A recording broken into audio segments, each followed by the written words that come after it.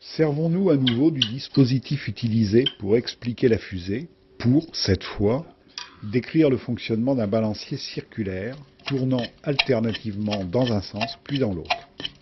Cette oscillation est entretenue par un petit ressort spiral qui tente à le rappeler continuellement dans sa position d'équilibre. Ici, un élastique remplace le spiral.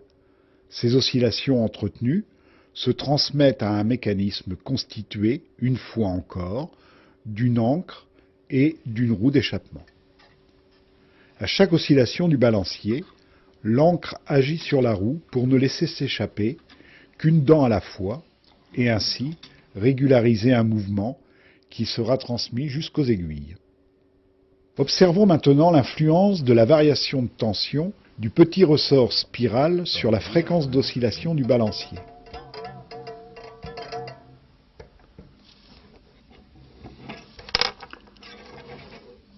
En faisant décroître le nombre de spiractives du spiral, nous augmentons sa raideur et nous constatons que plus sa raideur est importante, plus la fréquence d'oscillation est élevée.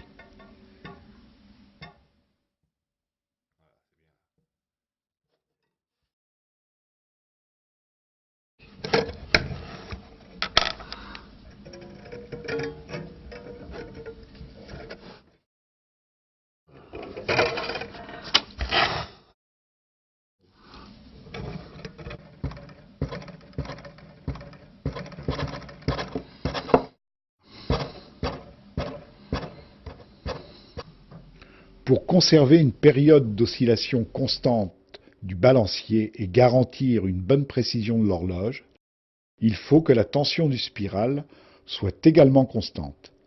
C'est précisément le rôle de la grille de compensation.